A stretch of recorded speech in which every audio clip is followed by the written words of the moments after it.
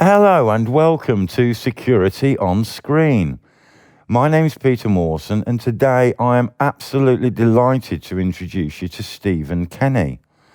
As the Industry Liaison Manager for Access Communication, Stephen supports government organisations, industry associations and the specifier community across Northern Europe and the wider EMEA region.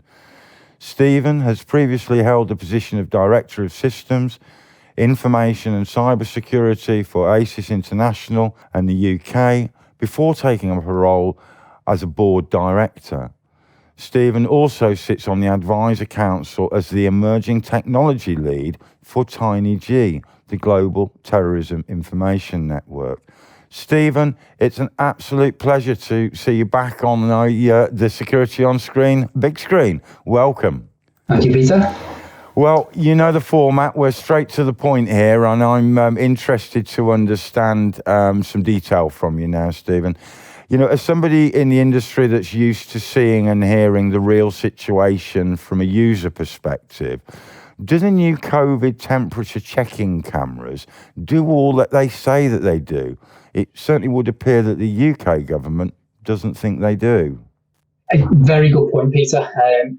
There are naturally some question marks around the validity and the accuracy of some of these technologies that we're seeing pushed out across the marketplace. Now, we need to be mindful that, you know, if it's a means of getting people back to work and it's building a perception of comfort for visitors and staff, then, you know, we absolutely have their part to play. But what people need to be mindful of really is there's considerations outside of the traditional deployment of surveillance cameras. Now, naturally, we need to be mindful that any form of surveillance it needs to comply with the General Data Protection Regulation.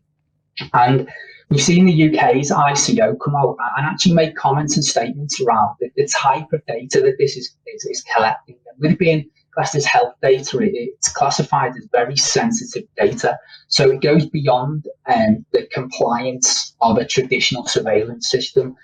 And people just need to be aware that actually if we're putting these systems into businesses, we need to be looking at data protection impact assessments, and we need to consider, you know, the legal frameworks that sit behind the deployments of these systems, just to make sure the businesses that are utilising these systems are utilising them for the right reasons and stay compliant at the same time.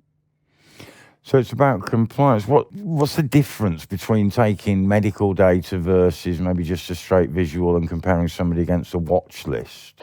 So if we're looking at just a traditional video surveillance system or a facial recognition system, a facial recognition system is capturing biometric data. And obviously there's been a lot of information in the press around that and how the police are deploying it. When we consider how the thermal cameras are being utilised and how it's basically taking people's temperatures and it's providing that information back to the operators. So they are processing people's personal data. And because it's classed as health-related data, it's actually seen as sensitive data. And there are a number of additional points of compliance. I think it's Article 9 has a framework of 10 additional points that they need to consider to demonstrate why these systems are being deployed. Do we have consent for deploying these systems? And what is the legal framework for capturing this information? So essentially, is it necessary? Is it justified? And is it proportionate? And these are questions that we've got to ask the businesses. And is it giving them the outcomes that they want? Because we see people walking into site, then what's the process that sits behind it? The technology is one key area. So what happens if we get an alarm that says an individual has got a temperature? What's the process that sits behind that?